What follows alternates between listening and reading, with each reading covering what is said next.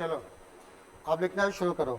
हमने थोड़ा बहुत स्कैनर क्लास बता दिया था भाई, सभी लोग इधर ध्यान रखेंगे, ठीक है। हम लोग टॉपिक डिस्कस कर रहे हैं, कौन सा?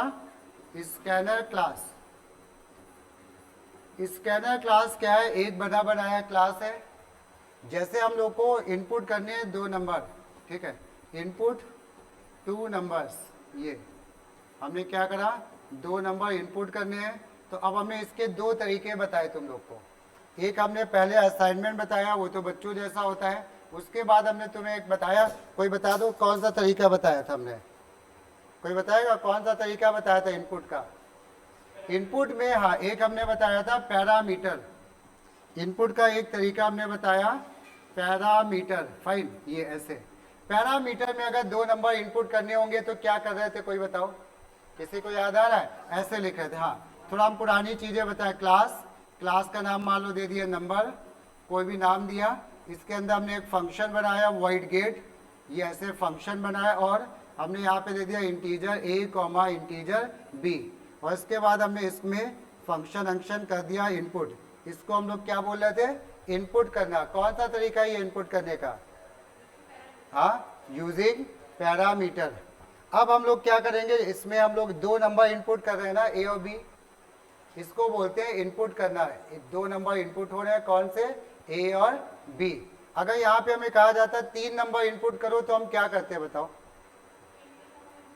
हाँ, वेरी गुड। इसमें हम लोग अगर 3 नंबर बोले जाते हैं तो हम लोग क्या करते हैं, यहाँ पे हम इसको ऐसे लिखते हैं, इंट ए इंट बी कॉमा इंटीजर सी, ऐसे ये लिख देते हैं। ये 3 नंबर इनपुट हो गए। अब हम लोग, बट इस वाले तरीके में एक दिक्कत है। इसमें दिक्कत क्या है ये हम बता दें। जब हम लोग इनपुट करते हैं ना, तो जैसे हमने यहाँ पे इनपुट किया, ये देखना, जब इस प्रोग्राम को चलाएंगे तो यहाँ पे कितने जब यहाँ पे तुमने देखा होगा रेड कलर का कुछ बन के आता है, सबने कभी प्रोग्राम चलाए होंगे ना। बाकी हम लोग किसी दिन लैपटॉप कनेक्ट करके हम दिखाएंगे भी, ठीक है। तो अभी यहाँ पे रेड कलर का आता है, तुमने इसमें राइट क्लिक किया तो एक ये शॉर्टकट विंडो आ गई, ये शॉर्टकट विंडो आ गई, ठीक है। और ये शॉर्टकट विंडो आने के बाद यहाँ पे क्या होगा, यहाँ पे तुम आएगा लिख के गेट। जब गेट पे क्लिक करोगे तो यहाँ पे एक विंडो आएगी, ऐसे यहाँ पे आएगी एक विंडो। और यहाँ पे विंडो में हमारे पास कितने पैरामीटर दिख रहे हैं? 3। तो क्या होगा, यहाँ पे 3 टेक्स्ट बॉक्स आएंगे, ये ऐसे 3 टेक्स्ट बॉक्स आएंगे। एक बॉक्स के आगे लिखा होगा ए, एक के आगे बी और एक के आगे सी। और यहाँ पे ओके होगा, यहाँ पे क्या होगा, कैंसिल। ये क्या कर क्या रहा है ये बताओ? ये हम लोग से वैल्यू मांग रहा है, इनपुट करने की बात कर रहा है। कितने नंबर इनपुट करने की बात कर रहा है? 3। तो हमें यहाँ पे अगर मान लो कोई कह रहा है कि भाई हम वैल्यू ना दें, हम वैल्यू नहीं दे रहे हैं, हम सीधे सीधे ओके पे क्लिक कर दे तो क्या होगा, कोई गेस करो? तुमने कोई वैल्यू टाइप नहीं की बॉक्स में, उसको 3 नंबर चाहिए बॉक्स में ए बी सी के लिए ना, तुमने कोई वैल्यू नहीं टाइप की तो क्या होना चाहिए, गेस करो? कोई एरर आएगी। क्या लिख के आएगा? Empty parameter. वो कह रहा है जो पैरामीटर है वो आपने एम्प्टी छोड़ दिए हैं। जब एम्प्टी छोड़ दिए हैं तो ए बी सी को वैल्यू नहीं मिली तो हम अंदर एंटर नहीं कर सकते। एंटर तभी करेगा जब ए बी और सी को तीनों को वैल्यू मिलेंगी। कोई वैल्यू नहीं देनी है तो चाहे 0 दे दो, इससे मतलब नहीं है, बट वैल्यू देनी जरूरी है, ठीक है। तो तुमने यहाँ पे वैल्यू दे दी, मान लो 10, 20 और 30। और जैसे ही तुमने ओके पे क्लिक किया 10, 20, 30 इस ए बी और सी को मिल गई। ए बी सी को 10, 20, 30 मिल गई और उसने अंदर जाके अपना सारा काम किया। तुमने जो भी यहाँ पे काम करोगे वो सारा काम करेगा, सम करोगे, मल्टीप्लाई, जो भी करोगे, क्लियर हुआ। बट इसमें एक दिक्कत है। दिक्कत क्या है कि भाई ये ए लिख के आ रहा है, अब ये ए है क्या?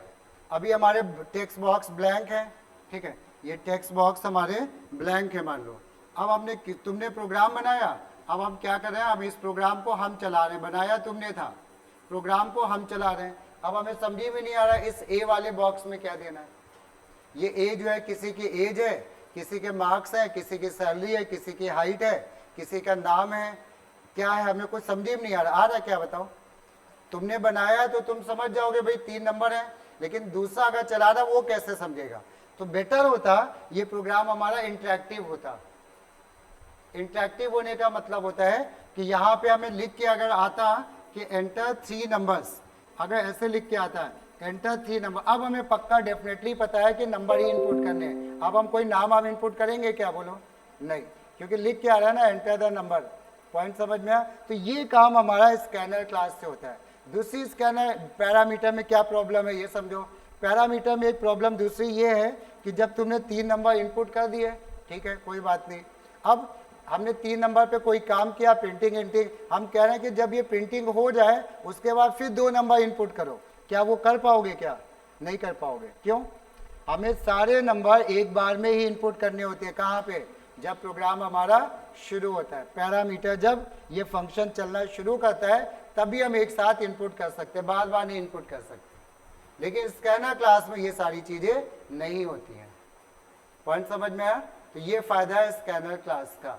तो अब आ जाओ, हम लोग एक छोटा सा प्रोग्राम बनाते हैं स्कैनर क्लास से, कि समझ में आया स्कैनर क्लास से प्रोग्राम। लिखो जाए प्रोग्राम, लिखो जाए, write a program to input, write a program to input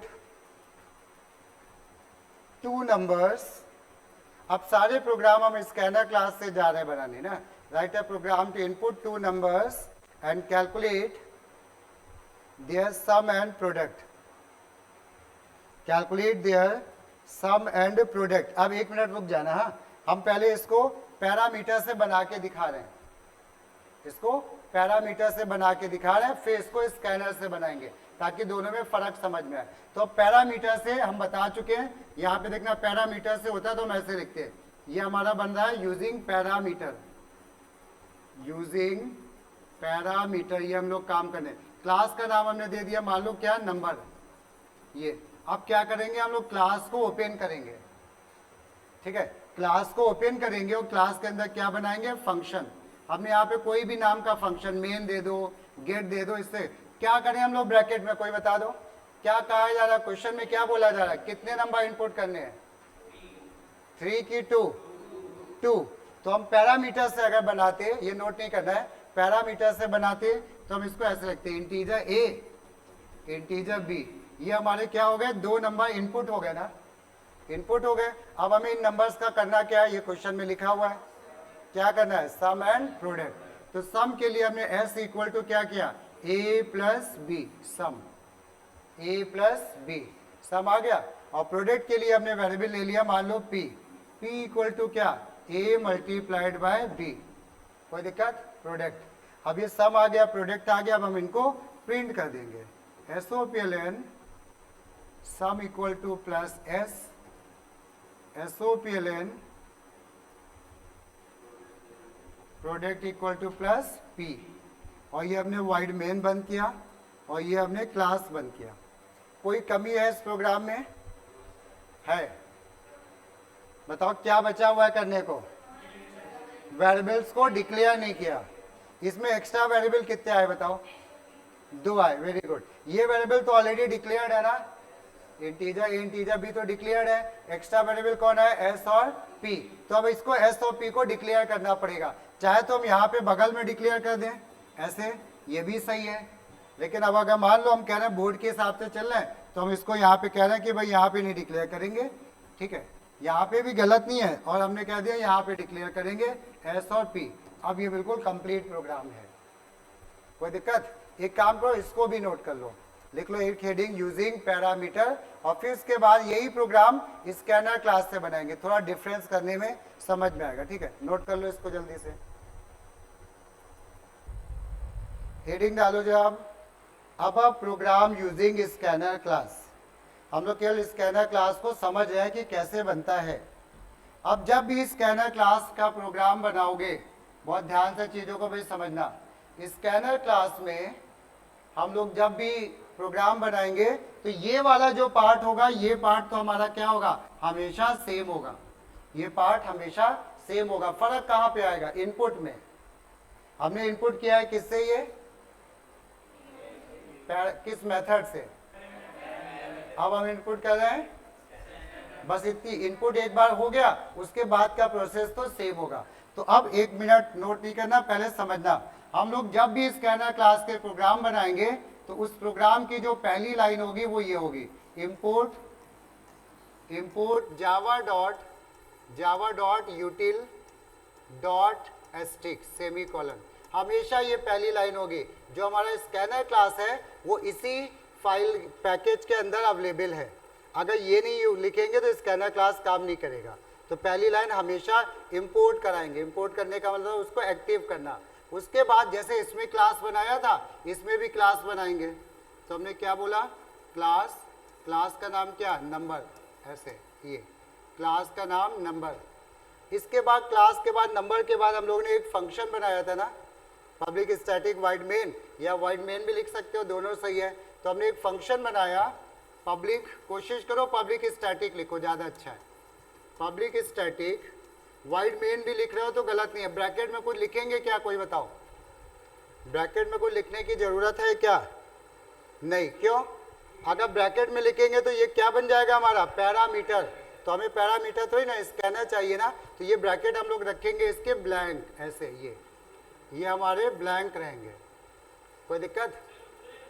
हाँ, यहाँ पे हमने क्या बोला, पब्लिक स्टैटिक ऑप्शनल है। अब हम अगली बार कंप्यूटर कनेक्ट करके दिखाएंगे और बताएंगे क्या फ़र्क होता है। एक जरा सा फ़र्क होता है।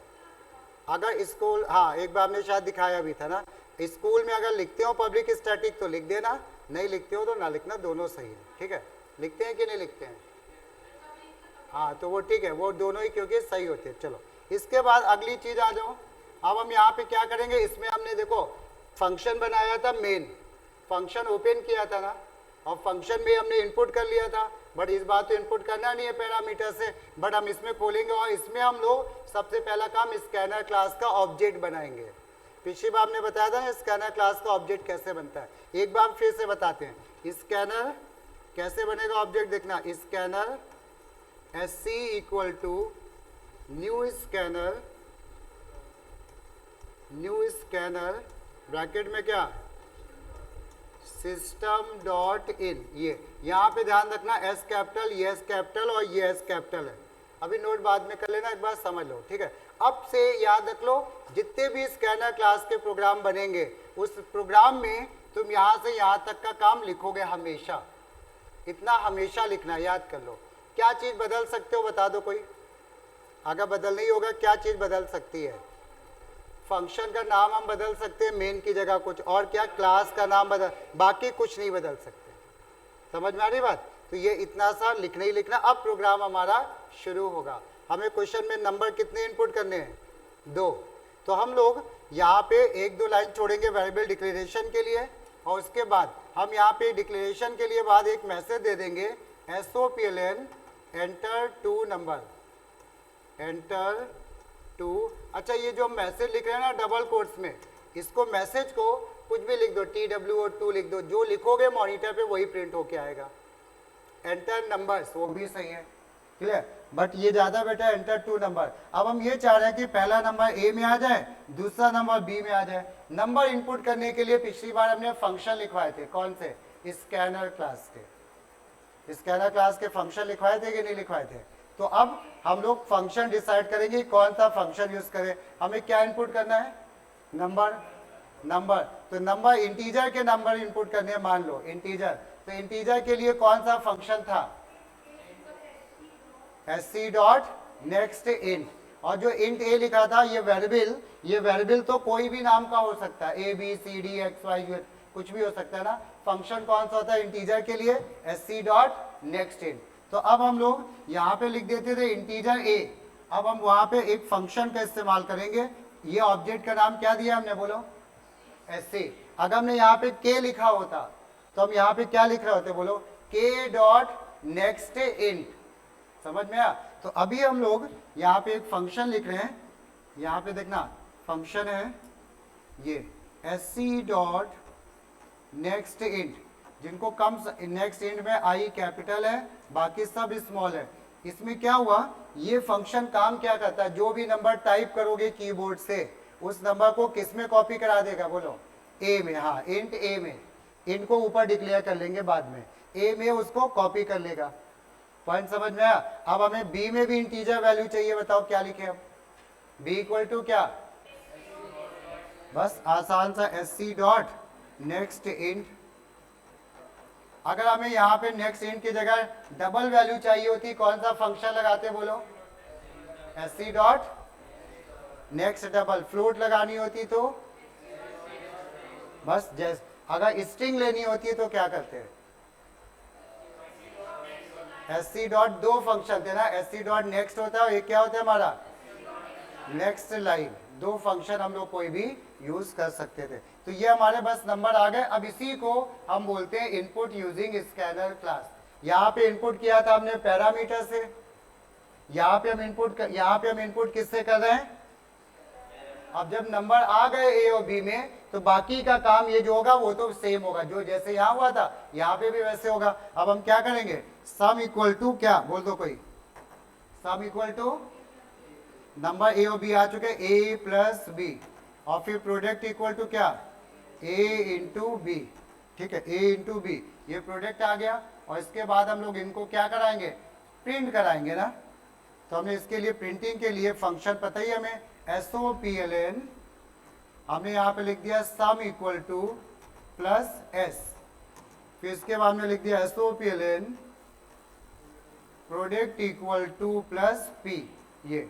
और इसके बाद ये हमने वाइड मेन बंद किया, फिर इसके बाद क्लास बंद किया। क्या बचा करने को प्रोग्राम में बोलो कोई, वेरिएबल डिक्लेयर नहीं हुए ना, वेरिएबल डिक्लेयर नहीं हुए। कितने वेरिएबल डिक्लेयर होंगे, 4, वेरी गुड। यहाँ पे ए और बी को भी डिक्लेयर करना पड़ेगा। अब यहाँ पे भी वही लॉजिक है कि हम चाहे तो डिक्लेयर ऐसे कर लें, इंटीजर ऐसे, इंटीजर ऐसे, लेकिन बोर्ड कहता है नहीं भाई ऐसे नहीं डिक्लेयर करना है। बोर्ड कहता है डिक्लेयर कहाँ पे हमको करना है, टॉप पे। हमने स्कैनर के बाद लाइन इसीलिए छोड़ी थी, इंटीजर ए बी सम और प्रोडक्ट, ये नहीं क्या था भाई, इंटीजर ए बी हो गया, एस एंड पी, ये। अब ये पूरा एक कंप्लीट प्रोग्राम हो गया। कुछ समझ में आया कि नहीं आया, अब नोट करो इसको पूरा प्रॉपरली नोट करना, और जो कैपिटल स्मॉल नहीं समझ में आ रहा वो पूछ लेना। इसमें देखो क्लास में सेमीकोलन नहीं है, वाइड मेन में सेमीकोलन नहीं है, बाकी हर लाइन के बाद सेमीकोलन लगा है, ठीक है। करो, ये प्रोग्राम तुम लोग बनाओगे, राइट अ प्रोग्राम, लिखो question, write a program to input length and breadth of a rectangle. ये प्रोग्राम हम लोग पहले कर चुके हैं पैरामीटर से। Write a program to input length and breadth of a rectangle and calculate its area and perimeter, input length and breadth of a rectangle and calculate its area and perimeter and print it, calculate its area and perimeter and print it, ठीक है। चलो बनाओ जाए इसको तुम लोग, right ए programme, इसमें लिख दे रहे हैं क्वेश्चन, तो input length and breadth of a rectangle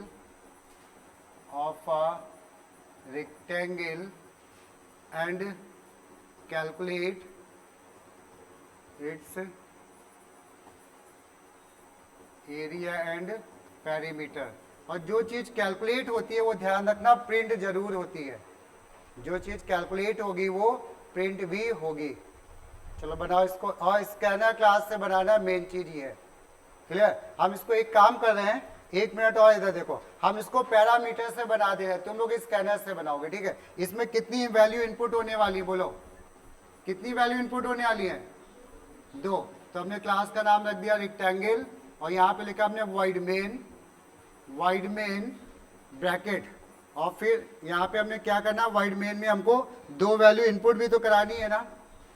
यहाँ पे हमने 2 वैल्यू इनपुट करानी है, तो हमने क्या किया, integer L integer B, length और ब्रेथ इनपुट की, फिर उसके बाद इसका एरिया निकाला एल इंटू बी, पेरीमीटर निकाला 2 इंटू एल प्लस बी, और इसके बाद इसको करा दिया प्रिंट। हमने ऐसे बोला area equal to plus A R, area equal to plus A are,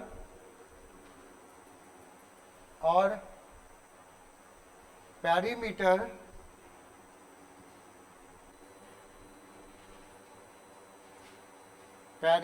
equal to plus P. Variable declare करने हैं तो हमने इसमें यहाँ पे डिक्लेयर करते हो, उसमें स्कैनर क्लास के बाद करते हैं, ये ऐसे। अब ये हमने एक लिख दिया प्रोग्राम, अब तुम्हें यही प्रोग्राम बनाना है स्कैनर क्लास से। चलो ट्राई करो, फिर हम चेक करते हैं, बनाओ जल्दी। इंपोर्ट से लिखना शुरू करोगे। जो चीज नहीं आ रही हो चाहे देख के ही लिखना, ठीक है। सब लोग अब आंसर चेक करो, हम इसके आंसर को पूरा आंसर लिख रहे हैं, ठीक है। देखना है यहाँ पे एक एक लाइन में सभी लोग चेक करो, ठीक है। सबसे पहली लाइन हमारी आई इंपोर्ट की। इंपोर्ट, इस इंपोर्ट के बाद स्पेस है और इसके बाद कोई स्पेस नहीं है। Import Java dot यूटिल dot stick, ये। उसके बाद आ जाओ क्लास। क्लास का नाम हमने दे दिया रेक्टेंगल।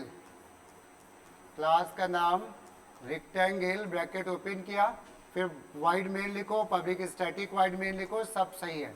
वाइड मेन ये बनाया। इसके बाद अब पहली लाइन बोल दो कोई, क्या करने वाले हम लोग? स्कैनर क्लास का ऑब्जेक्ट बनाएंगे। वेरी गुड, स्कैनर का ऑब्जेक्ट बनाएंगे। तो हमने यहाँ पे क्या कर दिया, scanner, scanner S C equal to new scanner, new scanner system dot in, ये सही है, new scanner system dot in. इसके बाद ये बन गया। अब प्रोग्राम शुरू होगा ना।